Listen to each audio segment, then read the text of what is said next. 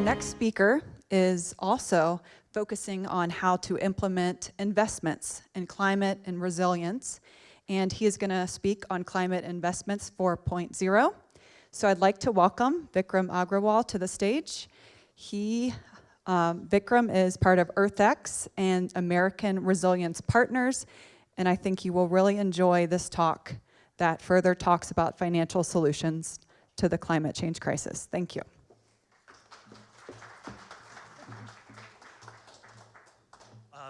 So I'm Vikram Agrawal. I work with Trammell S. Crowe. I'm sure you guys all know him, and he's been a fixture here. So first off, thank you to Chip, and actually a big thank you to all of you guys in the room and all of our speakers. I'm the new guy to the room, and it's exciting to see all the work you guys have been doing for decades.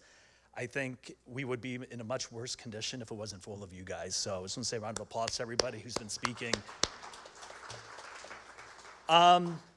So I'm part of Trammell's personal family office. I met him a couple of years ago with a mission of how do we convince traditional businesses and investors here, well, not here in Dallas since we're in Colorado, but in Texas and around the country and around the world. And as Trammell says, if we can make Texas light green, we can make the rest of the country dark green. If we make America dark green, then we can be the leader for the world. And that's the mission that I've decided to take on through two completely separate hats, unaffiliated with each other. One is American Resilience Partners, which is a very entrepreneurial private equity firm where we're looking to do growth equity and private equity investments in established companies. And then separately, through EarthX, I help volunteer, and we put on an innovation and investment conference called the eCapital Summit, which I'll talk about.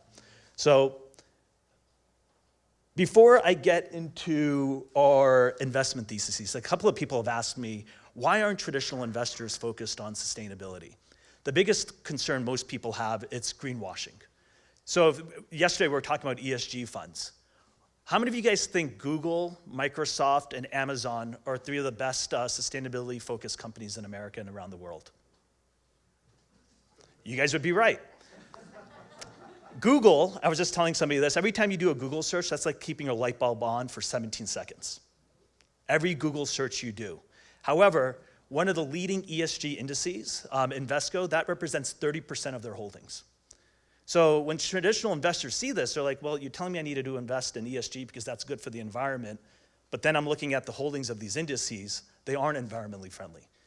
So that's like the due diligence that we all need to do in figuring out how do we actually solve these problems, how do we find real companies. So I fell into this world because I used to be a distressed investor and I used to focus on emerging markets. And I realized that our infrastructure is completely aged, and everybody knows this, and in the American Society of Civil Engineers, I think rates our power grid at C-. So the thought was, how do we invest in mission-critical infrastructure here in the United States and around the world? That same industries are actually being impacted by severe adverse weather. We all know about that. But nobody in the private equity markets or in a lot of the public markets talk about resilience. In the last 40 years, we've had $2.2 to $2.4 trillion of damage for more than $300 billion events. So a severe adverse weather event that's caused that much damage.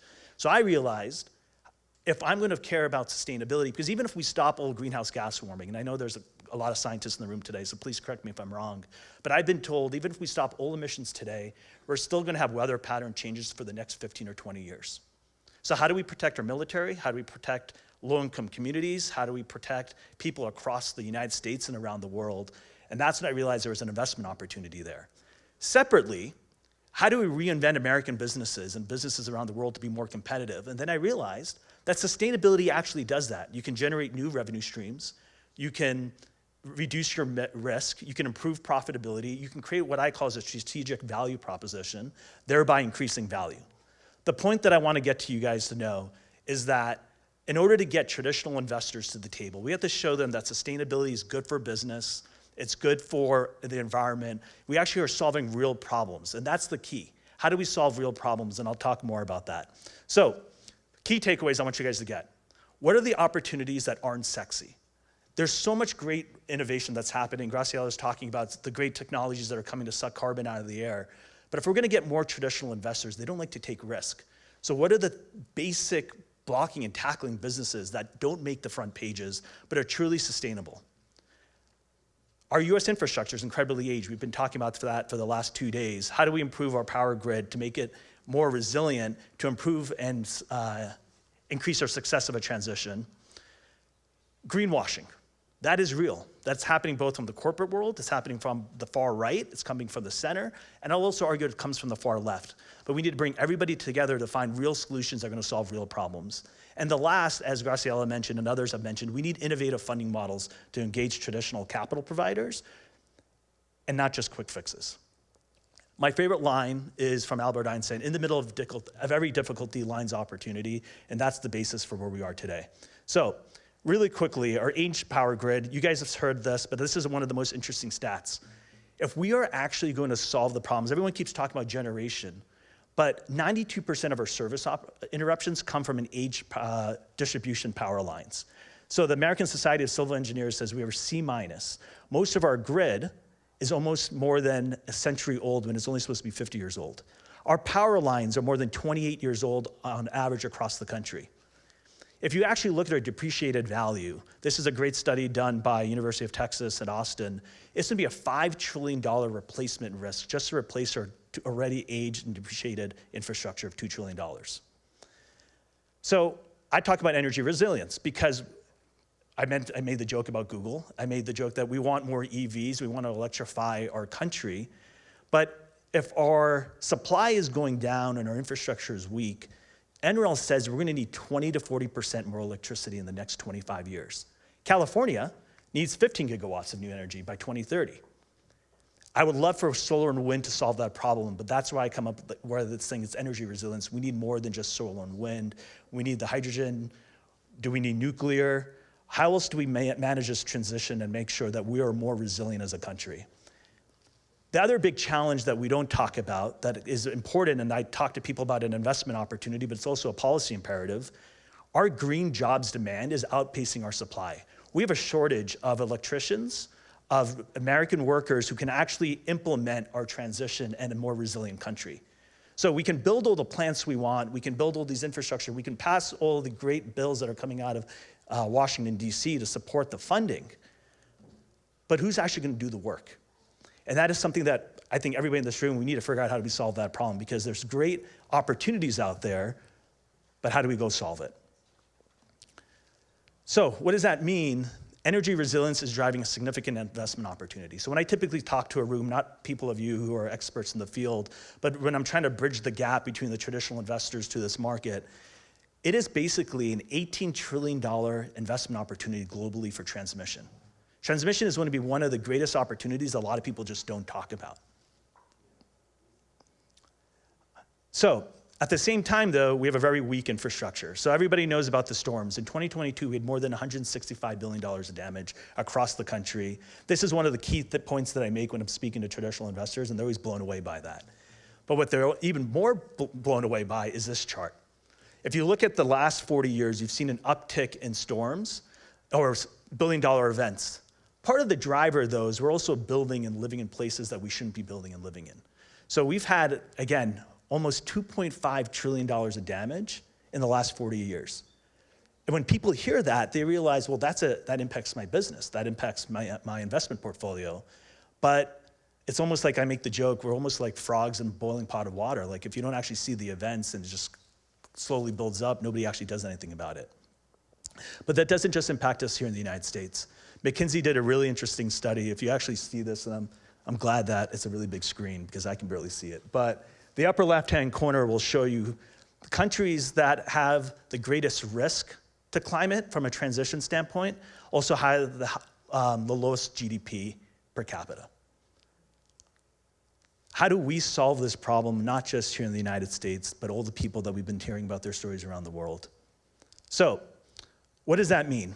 So changing gears, when I talk to investors and I'm talking to traditional businesses, which Chamal and I have been doing over the last year and a half, we need real solutions and we need the buy-in from traditional and industry and investors. So why do I say that? This chart actually makes me nervous given where we are in a potential economic environment. I'm wondering what will happen given the focus on climate today, but US public concern for the environment as the top 3 interest drops right before an economic recession and during an economic recession. Why? Because people care about putting food on their table. They care about their jobs. They care about keeping companies alive. So unfortunately, the environment is not always the topic. I'm curious to see what will happen with because of the climate and all the work you guys are doing. But environmental concern can be very mercurial in this country, and this is about a Gallup poll. If we can talk to people about how we're solving real problems and that I'll come back to that. But what do I mean by that? So renewable energy costs. Everyone's been talking about how the cost of energy has fallen, and it has for solar and wind, which is amazing. But because of higher interest rates, because of inflation, because of our supply chain difficulties, because of other challenges, wind and solar have actually started to uptick in prices again. If we are going to hit a net zero economy, McKinsey believes we need an extra $3.5 trillion of capital expenditures per year to solve that problem. That just doesn't come from anywhere. That's going to come from the pockets of everybody in this country and around the world, which unfortunately is going to cause increases in costs. So I'm not saying that we shouldn't do that. What are the policy implications? What are the business implications that we can do to solve these problems? But what I also like to remind people is sustainability is actually good for business. And I don't mean ESG. I already told you guys my concerns about ESG from the index side, but sustainability can actually drive higher profitability and risk-adjusted returns. So there's a great report done by Capital as a Force for Good. It's a nonprofit out of London. They actually did a report looking at sustainability corporate leaders, and that's some of the largest companies called the SEALs. They have better operating margins, they have better returns on equity, they have a better return on assets. The sad thing is, I've yet to find a lot of studies that actually show environmental sustainability.